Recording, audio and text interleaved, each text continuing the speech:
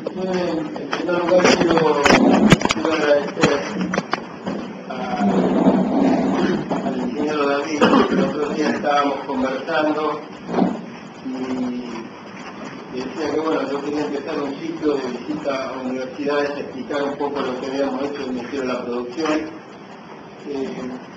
Yo decía que en enero era empezar por esta casa, porque además de Rafaelino soy egresado de esta casa y me parecía que era el lugar apropiado por donde empezar.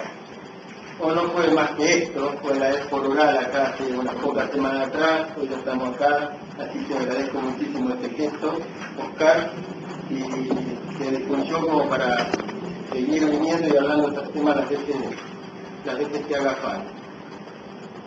Por lo tanto, no solo lo estoy haciendo la casa, sino también con muchos amigos y con gente que hemos estudiado juntos, y sepan disculpar que por ahí me pongo un poco nervioso cosas por el estilo, porque la verdad que nunca me iba a imaginar que volver a esta casa como ministro, a mis compañeros de estudio y de defensa de la tecnológica en su momento, hablar de este error, ¿no? Como yo básicamente no quiero hacer una cosa larga, como desde aquellos sueños que empezamos en algún momento en la universidad, que lideró procesos importantísimos de prestar servicio a las empresas, etcétera, cómo hemos ido formulando o diseñando algunas cuestiones conceptuales hasta que llega un día en que se tiene la oportunidad de transformarlo esto en política, y lo que uno busca es que no sea política de gobierno, de gestión, sino que se transformen en políticas de Estado. Y en particular, en un tema absolutamente importante como son los vinculados a la producción. Pero lo primero que les quiero comentar es que este ministerio, llamado Ministerio de la Producción, anteriormente se llamaba el Ministerio de Agricultura, Ganadería, Industria y Comercio, y que no es común en las provincias o en otras provincias encontrar que todo está concentrado en un ministerio. Generalmente hay dos ministerios, o hay un ministerio dedicado a las cuestiones de los asuntos agrarios, todo lo agropecuario, y hay otro vinculado a la cuestión de la industria, casi lo mismo que nos pasa a nivel nacional. En este caso, todo se concentra en un solo ministerio. Por un lado, cualquiera tendería a ir a estos procesos de separación para hacer mejor gestión, aplicar mejor los recursos. Pasar es tener todo bajo sobre un solo techo, en este caso el Ministerio de la Producción, y les voy a decir por qué. Nosotros históricamente la producción en nuestro país se ha visto de manera sectorial. Manera sectorial significa que uno ve las cosas desde la cuestión agropecuaria, o la cuestión de la industria, o la cuestión del comercio, y entonces siempre se actuó sectorialmente. Y estas acciones sectorialmente no siempre significan que mejoren la posición de competitiva final de determinados productos. Cuando empezamos a trabajar en la gestión, o mejor dicho, antes de asumir, cuando me ofrecen trabajar en el ministerio, y yo estaba en ese momento en el país, pero vi cómo había sido la plataforma de gobierno, etcétera, que hablábamos del sistema productivo, rápidamente me di cuenta que lo que durante mucho tiempo habíamos estado construyendo acá en Rafaela, yo lo tenía como medio tapado, no lo había logrado de velar, y fue ahí cuando me di cuenta la gran oportunidad que teníamos de transferir el conocimiento desarrollado en la región durante mucho tiempo y el aporte que podíamos hacer a nivel nacional también. Y era dejar de ver la producción de manera sectorial y pasarla a ver de manera sistémica o como cadenas de valor. Y eso básicamente tiene que ver porque cualquier producto que uno toma, yo digo producto de góndola, pero puede ser también un producto de góndola, un auto, un servicio, lo que sea, en realidad uno siempre termina viendo una marca o un producto o un servicio final, pero no ve qué hay detrás de todo eso. Detrás de todo eso hay una serie de eslabones que han contribuido a la construcción de esto y de muchos productores anónimos. Uno ve la marca final, pero hay una serie de contribuciones anónimas. Y ese es el sentido de decir, bueno, si nosotros como un espacio llamado provincia queremos que nuestros productos sean competitivos, no basta con que uno de los pasos sea competitivo. Vamos a ser competitivos en la medida que todos los pasos logren el mismo nivel de competitividad. Y ahí la palabra sistema, de ahí o cadena de valor, y empezar a reconocer eso. Y esto nos lleva como una primera reflexión a que el ministerio al cual teníamos que tomar era un ministerio que estaba armado sectorialmente. Había una Secretaría de Agricultura y Ganadería, una Secretaría de Industria, una Secretaría de Comercio, pero no teníamos nada que nos permitiera ver como cadena de valor. Entonces, esto nos llevó a dar una primera vuelta, refundar desde el punto de vista del Ministerio su estructura, no solamente cambiar la estructura política, que son las secretarías, etcétera, sino también dar un paso importante que es cambiar la estructura interna del Ministerio. Absolutamente todas las direcciones y subdirecciones se cambiaron. Esto tiene que ver con otro capítulo importante de lo que los ciudadanos siempre pregonamos, el tema de la famosa reforma del Estado. La reforma del Estado es cuando uno se atreve a modificar procesos y estructuras en función de tener una actuación mucho más eficiente del gobierno como representante de este Estado. Y esto es lo que a nosotros nos pasó en estos 3 años y medio. No solamente visualizamos de una manera distinta la producción, sino tuvimos que acomodarnos en consecuencia. Y ahora tenemos un desafío por delante. El desafío por delante es esto que hemos hecho, hacer que termine de anclarse y lograr que todo el mundo vinculado a la producción piense en términos de cadenas de valor. Entonces yo tengo acá un video que es una síntesis, que me parece como síntesis está bien, y sobre eso luego hago un aporte chiquito y después dejo abierto a preguntas que ustedes quieran hacer de manera tal de no llevárselo demasiado largo. Para ampliar, tenemos para ampliar todo lo que tengan, pero yo quiero hacer una exposición bastante acotada, dejar lugar a preguntas y después que se quiera quedar, seguimos charlando. ¿Sí? Bueno, vamos a ver. Acá se menciona que son 16, se mencionaba el video 16 cadenas de valor identificada legal, son 19. No se mencionaban las 3 que tenemos vinculadas a turismo. Entonces lo primero que quiero plantearles a ustedes en un ambiente académico es el primer aporte que hace a la gestión de gobierno el mirar los sistemas productivos de la perspectiva de cadena de valor. Cuando nosotros empezamos a mirar cómo estaban armados los encadenamientos productivos, estas 16 o 19, lo primero que tenemos que hacer es desarrollar una metodología para hacer cómo identificar las cadenas de valor, cómo sacar a la luz de esas cadenas de valor y a quiénes sentábamos en torno a la mesa. Pero al mismo tiempo que hicimos eso, básicamente el primer aporte que recibimos fue identificar cuáles son los motores del desarrollo de nuestra provincia. Y los motores de desarrollo quedaron muy claros y muy ordenados, y son 5 en el caso de la provincia de Santa Fe. Uno que es el sistema vinculado a toda la producción de agroalimentos y biocombustibles. Un segundo, es decir, en este primer sistema está todo aquello cuyo origen de materia prima está en la tierra. El segundo son los sistemas que tienen como base la siderurgia, la química, etcétera, que son las manufacturas en particular, pero hechas en empresas de base. El tercer sistema está vinculado con las empresas de base tecnológica, de las que hablábamos antes. El cuarto sistema o motor es el hídrico, forestal y minero. Santa Fe como minería tiene arena, se extrae arena, pero también tenemos la pesca y tenemos lo forestal. Y el quinto motor es el turismo. Entonces, esta identificación de los 5 motores a nosotros nos permite saber rápidamente cuál es en ciertos momentos qué aporta cada uno al desarrollo y por dónde pasan los ejes del desarrollo. Ejemplo, si bien sabemos que nuestra estructura económica se sienta en la cuestión agroalimentaria, nosotros tenemos absolutamente claro que lo que mayor aporte en servicios y en empleo lo da el sistema de turismo, comercio y servicios. Entonces, son permanentemente combinaciones de equilibrio que hay que estar haciendo. De estos 5 motores se descuelgan luego cada uno de esos cadenas de valor que mencionábamos recién.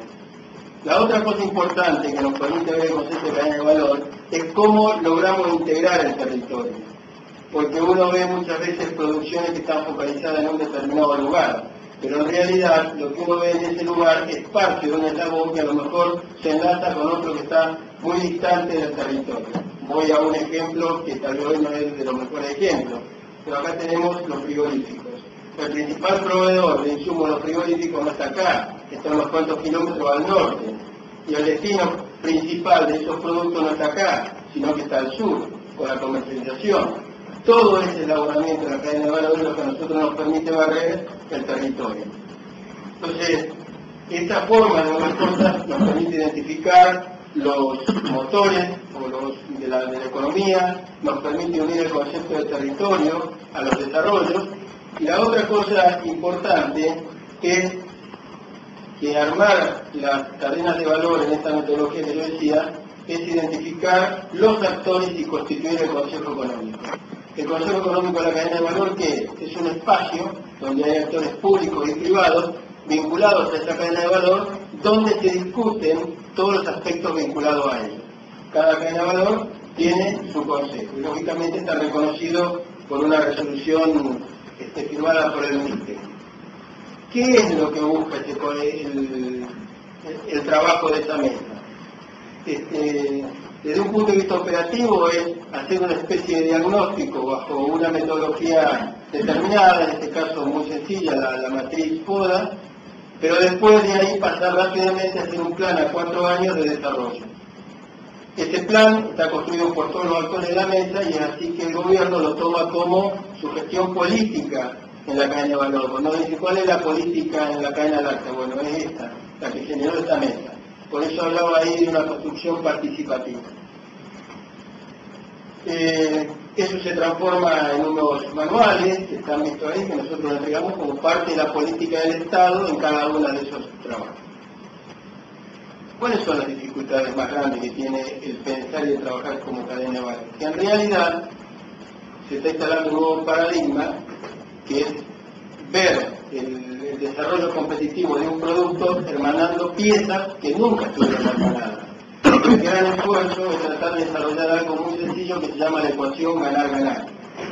¿Cómo hacemos para que una cadena de valor esté más o menos equilibrada y que cada uno reciba los beneficios de una ventaja competitiva? Algunos de los que estábamos, de los de acá en algún momento estuvimos metidos con la teoría de la restricción y todo ese tipo de cosas, entonces nos damos cuenta fácilmente que cuando tenemos una cadena cualquiera, una cadena mecánica, siempre se va a cortar esa cadena por el eslabón más débil. En la producción integrada también nos pasa lo mismo. Cuando hay un eslabón que es más débil con respecto a nosotros, la limitación del desarrollo de esa cadena productiva lo da el eslabón más débil. Y las dificultades más grandes que nosotros estamos viviendo hoy no está en la identificación de las cadenas y en sentar a los actores en la mesa, sino en la vinculación entre esos eslabones, lo que se llaman las transacciones que se llevan a cabo entre esos eslabones. Hoy, la pelea de los tamberos con la industria, etcétera, es una tarea neta de esa transacción, de dos sectores que han estado históricamente con políticas aplicadas a uno o a otro lugar, pero nunca con algo puesto de manera homogénea, pensando en mejorar la competitividad del producto final. Ustedes podrán decir, bueno, pero puede tener una importancia relativa. Miren, no tiene una importancia relativa lo que estamos diciendo, porque hay veces que cuando el incentivo a la innovación tecnológica se asienta de manera excesiva en un eslabón y no se comparte con los otros, el esfuerzo que se hace termina volviendo en contra. ¿Por qué? Porque el eslabón más débil no tiene capacidad para acompañar ese esfuerzo tecnológico.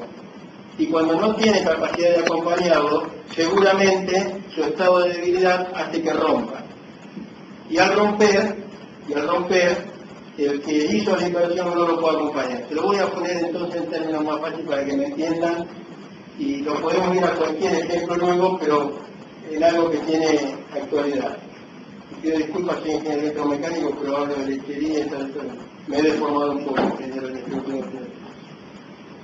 Miren, nosotros hoy, por ejemplo, en la industria láctea está pasando por un buen momento, y es que este año se van a superar los 10.000 millones de litros de leche, se van a ir a 11.000 o 11.000 millones y medio. ¿no? Y todo eso se puede llevar adelante porque básicamente uno ve que el primer eslabón de la cadena, que donde están los productores, tienen genética, tienen todo instalado, y lo único que hay que cambiar son formas de manejo, pero hay resto como para aumentar. Entonces, en algún momento dijeron hay que aumentar, estoy hablando de no mucho tiempo atrás, apenas 8 meses, 9 meses atrás hay que aumentar, y la gente se puso a trabajar para aumentar. Ahora nos encontramos que todo este volumen de producción que están sacando, no hay capacidad para procesarla. Si no hay capacidad para procesarla, esto ha generado una sobreoferta sobre esto. Por lo tanto, esto se encuentra con una oferta libre y que tranquilamente pueden pagar menos porque si no te compra vos, te compra vos. Este primer eslabón no solamente cambió la forma de la alimentación, sino que incorporó tecnología, cambió criadores, cambió ordeñadoras, cambió un montón de cosas. Y ahora nos encontramos que este aumento de producción, que debería ir acompañado de un aumento de rentabilidad, no lo tiene porque los precios han caído.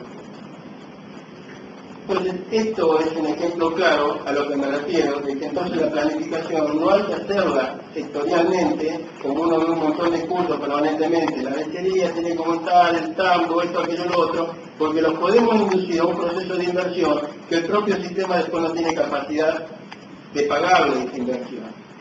¿Cuál es el problema que nosotros tenemos cuando ocurre eso?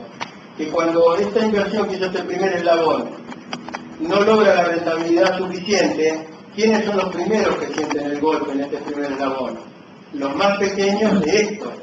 Porque en este primer eslabón hay muchos, pero hay grandes y hay chicos. Los que primero lo sufren son los chicos. Y cuando los chicos sufren este problema, lo que les pasa es que el chico desaparece, no la actividad. La actividad es tomada por otro más grande. Entonces, ¿a dónde se conduce esto? Esto conduce a un proceso de concentración. Y cuando nos conducimos a un proceso de concentración, sabemos los problemas que hay cuando hay concentración. En este caso en particular, se traduce en migración. De gente que deja esta actividad y se va a otra y generalmente se muda de sus pueblos, en el caso de la lechería. En el caso de otros tipos de cadenas, estas concentraciones producen monopolios. Y sabemos lo que pasa también con el tema de los monopolios. Esto que yo les quiero, yo tenía especial interés de compartir con ustedes, es porque nos lleva a un escenario absolutamente diferente de analizar lo que son los sistemas productivos. Cuando uno agarra las cadenas de agroalimentos, casi siempre el eslabón más débil es el primero. Ahora, cuando uno toma la industria automotriz, el eslabón más débil no es el primero, generalmente es el del medio, el del autopartista, porque viene de un primer eslabón dominante, generalmente medio monopolizado, que son los siderúrgicos, y con otro eslabón dominante, que son los ensambladores o las terminales. Entonces la estrategia como Estado que uno tiene que llevar adelante en esta cadena de valor es distinta porque el autopartista está entre dos eslabones dominantes que generalmente no son exactamente de capitales argentinos, por lo tanto hablarles es difícil. Y otro ejemplo de la importancia de hablar en términos de cadena de valor es que nosotros siempre cuando hablamos de lo sectorial hablamos, por ejemplo, de la metal mecánica. Acá en Rafael hablamos de la metal mecánica. Ahora fíjense cómo cambia la visión de la metal mecánica desde la perspectiva de cadena de valor. Si nosotros hablamos del sistema metal mecánico que está presente en la maquinaria agrícola, la metal mecánica está presente en la construcción de bienes de capital, la metal mecánica está presente también en la industria de autopartes. Pero cada uno de los productos donde participa esta metal mecánica tiene una relación producto-mercado diferente. Son diferentes, es distinto el producto maquinaria agrícola que el producto autoparte, que el producto bien de capital, porque el producto final tiene un destino final vinculado a ciertas condiciones de mercado. La política que entonces uno tiene que fijar en términos de crédito, desarrollo, innovación, tiene que ser vista desde el producto en el cual está metido la metal mecánica y no sectorialmente. Porque una decisión de trabajar sectorialmente le puede caer bien a algunas empresas porque descansa justo con su relación producto-mercado y a otras no. Entonces, cuando uno empieza a hablar así, tal vez tiene que tener políticas, o vamos a tener que llegar a tener acciones diferenciales para la metal mecánica que está metida en bienes de capital, o que está metida en la industria automotriz, o que está metida en la maquinaria agrícola.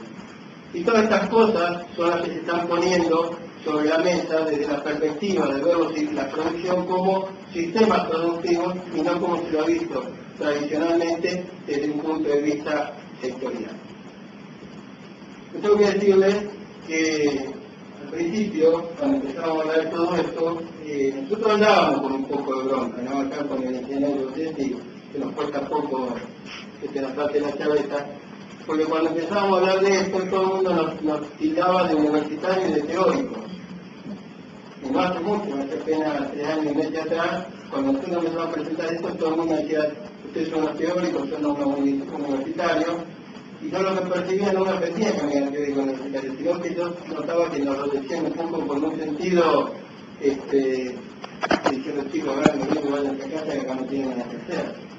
Sin embargo, hoy, los que han hecho los mejores análisis de situación en los problemas que tiene el desarrollo de varios productos en nuestro país ha sido la provincia de Santa Fe, porque hemos tenido esta mirada sistémica. Y no es casual de que hoy a nivel nacional el programa, el plan estratégico agroalimentario a nivel nacional haya salido de los trabajos sectoriales y hablen de cadena de valor.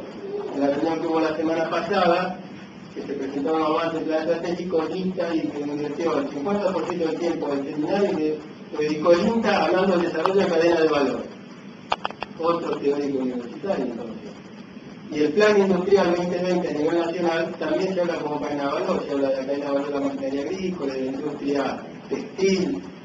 Entonces, estamos sentados en un modelo, si queremos esa palabra, nuevo, del cual no tenemos muchos antecedentes y del cual vamos construyendo en la medida que vamos avanzando. Y esto es absolutamente novedoso. ¿Qué nos falta? No hay indicadores para medir cómo evoluciona la cadena de valor.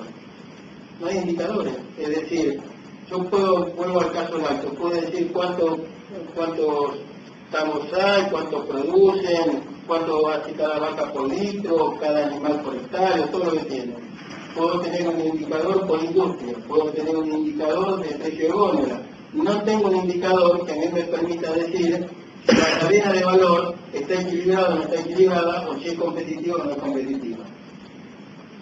Este indicador, o este set de indicadores, cuando nosotros lo tengamos en mano, vamos a poder saber, en el caso de la cadena láctea, sigo con esta, porque estamos muy metidos en esto, qué incidencia tiene cuando delante de un tambo pasan 7 camiones, 7 fábricas distintas a recoger la leche, cuando en realidad, en términos de racionalización, debería pasar un camión. Porque el resto de los otros 6 que pasan buscando un poquito acá, un poquito allá, un poquito al otro lado, jugando a la lógica del mercado, de que chupa qué, lo terminamos pagando todos nosotros, es ineficiente. Entonces, avanzar con indicadores, y es lo que estamos trabajando ahora, de instalar un sistema de indicadores en el Ministerio de la Producción que nos permita medir en términos de cadena de valor, es el nuevo paso que tenemos que hacer. Hoy también se habla mucho, o se sigue hablando, de las políticas activas. Y como políticas activas por ahí dicen tasas subsidiadas para todos. Desde la perspectiva de cadena de valor, yo estoy absolutamente en contra de la tasa de crédito subsidiada para todos. ¿Por qué? Porque cuando uno dice, mira, el crédito que está a 3 años o a 10 años al 10%, todos lo van a tener al 5%, el que más rápido va a tomar ese crédito es el que más está preparado. Y el que más está preparado generalmente es el más fuerte dentro de eso del abono. Significa entonces que ese instrumento de promoción lo único que hace es acentuar las asimetrías. Lo agarra el que más preparado está, el que menos preparado está no lo agarra. En un territorio como el nuestro, que el 90% de la industria son pymes, se imaginan lo que le pasa a nuestras pymes. Viven permanentemente endeudadas. Entonces tenemos que salir del esquema de políticas horizontales y generalistas para entrar a políticas, acciones, instrumentos, programas orientadas por cadena de valor. Les voy a dar un caso interesante que nos pasó con las cuestiones de cadena de valor. Hace poco estuvimos visitando Masali y también estamos a punto de sacar los primeros informes del Observatorio PYME como cadenas de valor. Fui al caso cuando visitaba Basal y bueno, lógicamente, un egresado electromecánico, lo que yo quería era subir, tocar los botones, qué es lo que pasa, me subí a la máquina y tienen esos monitores con un joystick así que bajan, suben las plataformas, las cambian, todo se maneja con una mano. Le digo al señor que me estaba llevando la recorrido, le dije, ¿quién provee esto? Y esto nos lo provee una empresa de Totora. Primera zona, yo pensé que iba a decir que lo teníamos una empresa de Totora. Y es una empresa grande, no sé, pero el 60% de la facturación de ellos viene a Basal. Si esta empresa no lo hubiésemos visto el producto puesto ahí y no hubiésemos estado hablando, pero vamos solamente a visitar el precio, seguramente nosotros lo hubiésemos encuadrado como empresa de electrónica. Entonces uno hubiese dicho la política de la empresa electrónica. Una mala decisión tomada en la cadena de valor de la maquinaria agrícola que haga que se caiga esa fábrica Basal de producir, impacta en una que no tiene nada que ver con la metalmecánica, que en este caso es proveedora de electrónica, una empresa pyme y que le entrega el 70% de la producción a ella.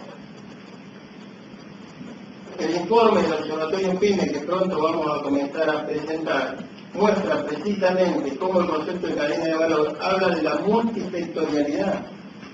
Entonces empezamos a ver cómo aparecen sectores de la industria o ciertos y determinados sectores que uno no se imaginaría que están vinculados con un determinado producto, pero que son proveedores de insumos, servicios, subproductos que hacen al producto final.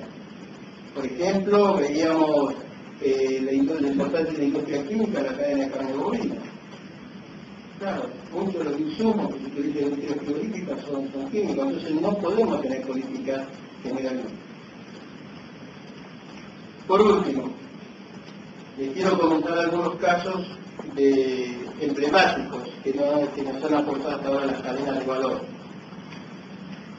Para nosotros un caso emblemático es en el caso de la cadena de valor de la pesca, de abrir sus recursos, algo que está lejos de esta región, pero que a nosotros nos ha dejado un aprendizaje importante. Y el aprendizaje importante es cómo logramos darle sentido a la palabra de inclusión a través de la producción.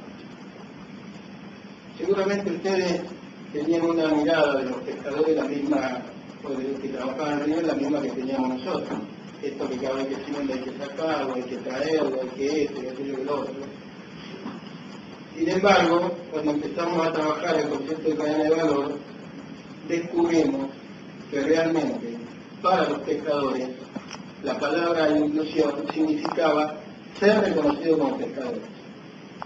Ustedes, como ven, que está pescando para ir por la calle, se entienden. Sí, lo que ustedes tienen que saber, por ejemplo, que en la provincia de Santa Fe, para que se haga recursos, hay una ley de veda que va del 1 de noviembre al 30 de enero, son 3 meses, y que en esos 3 meses, en teoría, no se puede pescar. Y como no se puede pescar, el Estado le tiene que pagar a los pescadores una compensación monetaria.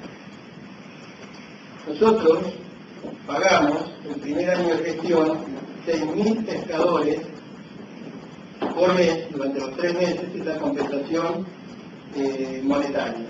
Cualquiera hacía un número del volumen total de toneladas que se pescaban por la cantidad de pescadores y a cada uno de estos sacó 2 sábados al año. Eso no es el pescado comercial. Empezamos a limpiar y hoy efectivamente hay 1.100 pescadores. Entonces, ¿qué pasa? Esta cadena de valor lo que nos permite, por un lado, darle inclusión o reconocer realmente a aquel pescador que vive de la pesca y que lo hace dignamente, y hemos sacado a 5.000 y pico o 4.000 y pico de lado, que eso eran los que venían a cobrar 3 meses al año, pero que no tenían absolutamente nada que ver con la pesca. Eso nos permitió también empezar a blanquear todo el circuito económico, porque los puertos que no funcionaban, el puerto es el ensamble entre el agua y la tierra, entre el que pesca y el que pesca, el transporte y los frigoríficos, y cuánto se exporta y cuánto no se exporta. Entonces a nosotros, para nosotros es emblemático porque nos aportó este concepto de inclusión. ¿Qué significaba? Tal vez la cadena de valor de la pesca, lo que aporta en términos económicos, ninguno de nosotros lo hubiese llevado a la punta. Pero teniendo en cuenta que toma un sector de la sociedad vulnerable, que vive en lugares a veces inapropiados y que eran generadores de conflictos permanentemente, no entre los pescadores, para nosotros también con corte de ruta, etcétera, demandaba una mirada muy particular y específica. A nosotros nos deja eso como emblemático. Otra cadena de valor emblemática, por ejemplo, es la del turismo. El turismo pudimos identificar 3 cadenas de valor. Una vinculada con la cuestión del río, el turismo de río. La otra vinculada con el turismo que se llama tierra adentro, que es el turismo conocido como el turismo rural. Y una tercera cadena de valor muy nueva, que es la de ciudades, artes y eventos, que básicamente tiene pie en Rosario, Santa Fe y ahora empezamos también en Rafaela, que son ciudades con un nivel de infraestructura que permite traer eventos, congresos, seminarios, por 2 o 3 días, hace un turismo receptivo de alguien que viene a actualizar su conocimiento y que conoce la región también. ¿Qué es lo emblemático de esto? Primero, identificarlo como tal. Y segundo, que siempre iban separados, Rosario por un lado, Santa Fe por el otro y la provincia por el otro, hablando de lo mismo. El haber constituido la cadena de valor y este Consejo Económico que yo les mencionaba antes, permitió no solo que empiecen a salir juntos, sino desarrollar en la provincia de Santa Fe una estrategia común del turismo de ciudades, artes y eventos. Y eso no es poco. Porque de la otra manera cada uno sale a pelear por lo que puede y quién se queda con todo lo por esto. Y seguramente la ciudad más grande, se queda de Rosario con todo eso. Y el derrame hacia Santa Fe es poco y hacia nosotros menos todavía. Entonces, esa cadena para nosotros es emblemática desde el punto de vista de la integración regional que logramos, al menos en las 2 ciudades más importantes. Otra cadena emblemática para nosotros, que yo la mencioné antes, es la cadena de valor láctea, porque este conflicto que siempre hay entre los productores, la industria, etcétera, que vino de largas jornadas de pelea, a nosotros nos permitió transformar en un instrumento, que fue un decreto que firmó el gobernador, de reconocer lo que se llama una leche de referencia, una leche estándar. Todo el mundo habla de cuánto cuesta el litro de leche, en realidad es hablar cuánto cuesta lo que hay adentro de un volumen de litro de leche, ¿no? O sea, no de la leche de vaca, sino de lo que hay adentro. Ese paso que logramos dar, que el único que lo ha podido dar ha sido la provincia de Santa Fe, hace que productores e industria deberían ya haber salido de hablar de cuánto me paga el litro de leche, es decir, cuánto me paga por lo que tiene este litro de leche, y trabajar también con laboratorios arbitrarios.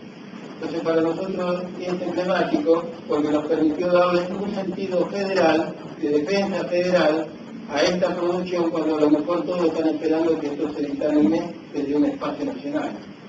Nosotros decimos que la cadena de valor se construye desde el territorio y somos las provincias que tenemos suficiente autonomía como para empezar a generar esos marcos.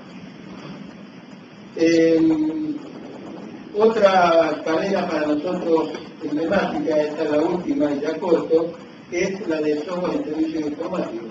Y es emblemático por la visibilidad que le dio no solamente al sector, sino al concepto de asociativismo. El trabajo silencioso que fue haciendo el ingeniero Longetti logró identificar no solo primero a las empresas que estaban en esto y sentadas en una mesa, sino que para aprovechar los beneficios de la Ley Nacional de Software, todas tenían que estar certificadas en temas de calidad. Que acá eran 14 empresas, 7 de Rosario y 7 de Rafaela, que se juntaron para hacer un programa de implementación de ISO 9000, que largaron las 14 juntas, no se perdió ninguna por el camino, y certificaron las 14 juntas. Para lo que andamos siempre esto en el trabajo asociativo, etcétera, es absolutamente asombroso que eso haya ocurrido, y no solamente fue por casualidad, fue por la propia convicción que tuvieron las empresas, y lo único que requerían era un espacio donde se lo sentaran y que les permitiera desarrollar ese proceso.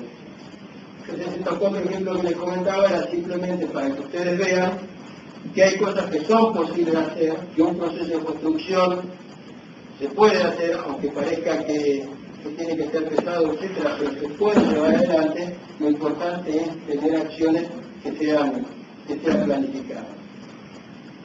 Todo esto era a grandes rasgos un poco lo que quería compartir con ustedes. No quiero hacer tampoco un masazo de lo que tiene la biblioteca arriba, pero me parece que con el hilo conductor que seguimos adelante les permitimos mostrar a ustedes desde dónde partimos, a dónde estamos, cuáles son los desafíos que tenemos que llevar para adelante y la resistencia que vamos a tener, pero lo más importante es que desde un espacio subnacional llamada provincia se puede generar marcos de referencia que incidan a nivel nacional como está ocurriendo en esta hora. Y para nosotros es un orgullo haberlo podido construir desde la provincia de Santa Fe.